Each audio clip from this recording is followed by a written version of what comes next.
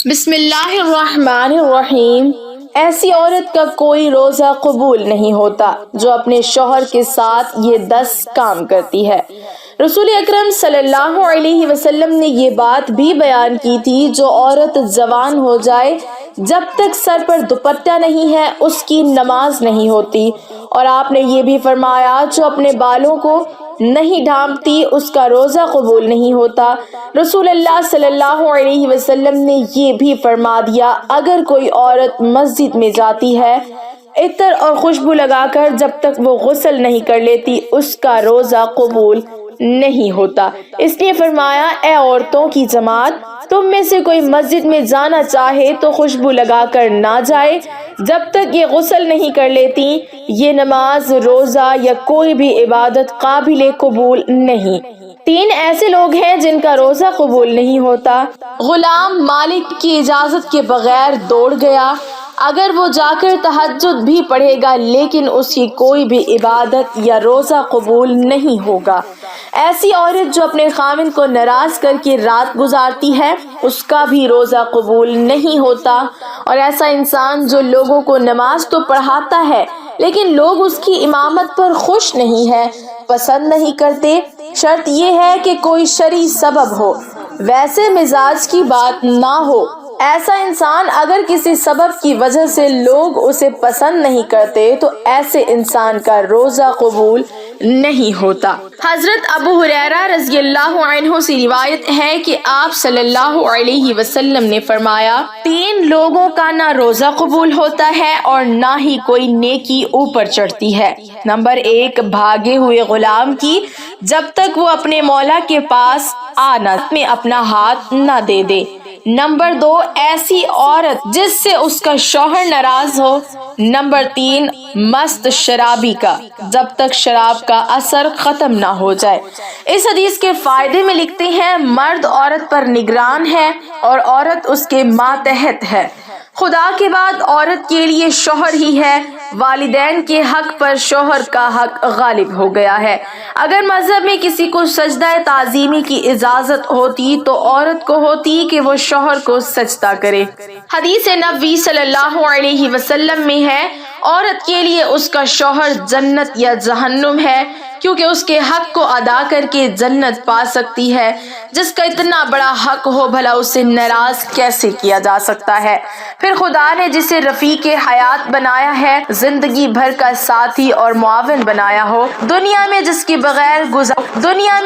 بغیر گزارا نہیں، اسے کیسے ناراض رکھا جا سکتا ہے؟ اس لیے اگر شوہر ناراض ہو جائے تو اسے راضی کرنے کی کوشش کرنی چاہیے، کیونکہ اس کے بغیر دنیا آخرت میں نقصان ہے۔ حضرت عائشہ رضی اللہ عنہا کی روایت ہے کہ نبی کریم صلی اللہ علیہ وسلم نے فرمایا، بالغہ عورت کی نماز، روزہ اور عبادت سر ڈھانپے بغیر قبول نہیں ہوتی۔ اس حدیث میں عبادت کے دوران سر ڈھانپنے کا حکم ہے، چنانچہ اگر عورت دوران عبادت سر نہ ڈھانپے تو اس کی عبادت قبول نہیں ہوتی۔ عورت کو عبادت میں ہاتھ، پاؤں اور چہرے کے علاوہ باقی سارا بدن ڈھکنا ضروری ہے، سینہ بند ضروری نہیں۔ ایسے باریک کپڑوں جن سے بدن جھلکے روزہ قبول نہیں ہوتا۔ جو کپڑے ایسے باریک ہوں کہ ان کے اندر سے بدن نظر آئے ان سے روزہ نہیں ہوتا، بلکہ نماز یا کوئی بھی عبادت قبول نہیں ہوتی۔ ہر عبادت کے لیے دوپٹہ موٹا استعمال کرنا چاہیے اور اسے اچھی طرح لپیٹنا چاہیے کہ ایک بال بھی نظر نہ آئے۔ چہرہ، دونوں ہاتھ گھٹنوں تک اور دونوں پاؤں ٹخنوں تک، ان 3 اعضاء کے علاوہ پورا بدن ڈھکنا عورت کے لیے ضروری ہے اور یہ روزے کے قبول ہونے کی شرط ہے۔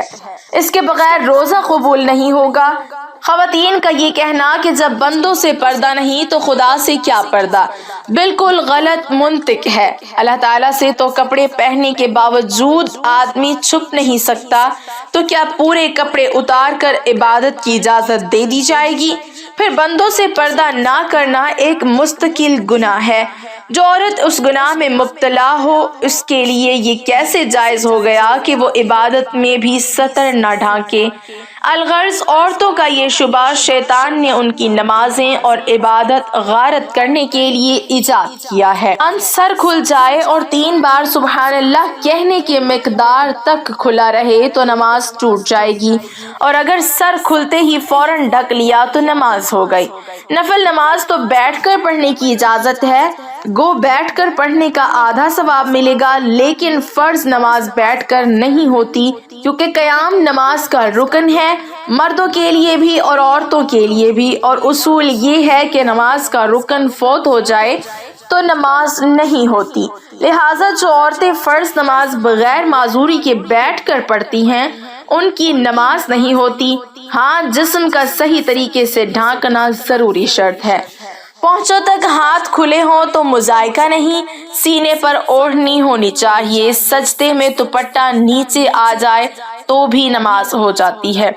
عورتوں کا جمع ہو کر اس طرح نفل نماز جماعت کے ساتھ ادا کرنا بدترین بدعت ہے اور متعدد غلطیوں کو مجموعہ ہے، جس کی وجہ سے وہ سخت گنہگار ہیں۔ اور نیل پالش اور آدھی آستین والی عورتوں کا بھی کوئی روزہ قبول نہیں ہوتا۔ فجر کی نماز تو عورتوں کو اول وقت میں پڑھنا افضل ہے، اور دوسری نمازیں مسجد کی جماعت کے بعد پڑھنا افضل ہے۔ جمعہ جماعت اور عیدین کی نماز عورتوں کے ذمہ نہیں ہے۔ حضرت صلی اللہ علیہ وسلم کا بابرکت زمانہ چونکہ شر و فساد سے خالی تھا، ادھر عورتوں کو حضرت صلی اللہ علیہ وسلم سے احکام سیکھنے کی ضرورت تھی، اس لیے عورتوں کو مساجد میں حاضری کی اجازت تھی، اور اس میں یہ بھی قیود تھی کہ باپردہ جائیں، میلی کچیلی جائیں، زینت نہ لگائیں۔ اس کے باوجود جو عورتوں کو ترغیب دی جاتی تھی کہ وہ اپنے گھروں میں نماز پڑھیں، چنانچہ حضرت عبداللہ بن عمر رضی اللہ عنہ سے روایت ہے کہ حضرت صلی اللہ علیہ وسلم فرمایا، اپنی عورتوں کو مسجدوں سے نہ روکو اور ان کے گھر ان کے لیے زیادہ بہتر ہیں۔ حضرت عبداللہ بن مسعود رضی اللہ عنہ سے روایت ہے کہ رسول اللہ صلی اللہ علیہ وسلم نے فرمایا، عورت کا اپنے کمرے میں نماز پڑھنا اپنے گھر کی 4 دیواری میں نماز پڑھنے سے بہتر ہے، اور اس کا پچھلے کمرے میں نماز پڑھنا اگلے کمرے میں نماز پڑھنے سے بہتر ہے۔ مسند احمد میں حضرت ام حمید سعدیہ رضی اللہ عنہا سے مروی ہے کہ انہوں نے عرض کیا، یا رسول اللہ صلی اللہ علیہ وسلم، میں آپ کے ساتھ نماز پڑھنا پسند کرتی ہوں۔ آپ صلی اللہ علیہ وسلم نے فرمایا، مجھے معلوم ہے کہ تم کو میرے ساتھ نماز پڑھنا محبوب ہے، مگر تمہارا اپنے گھر کے کمرے میں نماز پڑھنا گھر کے صحن میں نماز پڑھنے سے بہتر ہے، اور گھر کے صحن میں نماز پڑھنا گھر کے احاطے میں نماز پڑھنے سے بہتر ہے، اور احاطے میں نماز پڑھنا اپنے محلے کی مسجد میں نماز پڑھنے سے بہتر ہے، اور اپنے محلے کی مسجد میں نماز پڑھنا میری مسجد میں میرے ساتھ نماز پڑھنے سے بہتر ہے۔ راوی کہتے ہیں کہ حضرت ام حمید رضی اللہ عنہا یہ ارشاد سن کر اپنے گھر کے لوگوں کو حکم دیا کہ گھر کے سب سے دور اور تاریک ترین کونے میں ان کے لیے نماز کی جگہ بنا دی جائے۔ چنانچہ ان کی ہدایت کے مطابق جگہ بنا دی گئی، وہ اسی جگہ نماز پڑھا کرتی تھیں یہاں تک کہ اللہ تعالیٰ سے جا ملی۔ یہ تو حضرت صلی اللہ علیہ وسلم کے دور سعادت کی بات تھی، لیکن بعد میں جب عورتوں نے ان قیود میں کوتاہی شروع کر دی جن کے ساتھ ان کو مساجد میں جانے کی اجازت دی گئی، تو فقہائے امت نے ان کے جانے کو مکروہ قرار دیا۔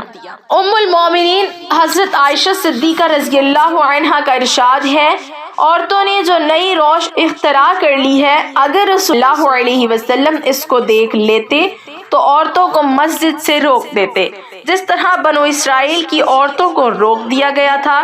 حضرت ام المومنین رضی اللہ عنہا کا یہ ارشاد ان کے زمانے کی عورتوں کے بارے میں ہے۔ اسی سے اندازہ کیا جا سکتا ہے کہ ہمارے زمانے کی عورتوں کا کیا حال ہوگا۔ خلاصہ یہ کہ شریعت نہیں بدلی، اور حضرت صلی اللہ علیہ وسلم کے بعد کسی کو شریعت کے بدلنے کا اختیار نہیں، لیکن جن قیود و شرائط کو ملحوظ رکھتے ہوئے حضرت صلی اللہ علیہ وسلم نے عورتوں کو مسجد میں جانے کی اجازت دی، جب عورتوں نے ان قیود و شرائط کو ملحوظ نہیں رکھا تو اجازت بھی باقی نہیں رہے گی۔ اس بنا پر فقہائے امت نے جو در حقیقت حکمائے امت ہیں، عورتوں کی مساجد میں حاضری کو مکروہ قرار دیا، گویا یہ چیز اپنی اصل کے اعتبار سے جائز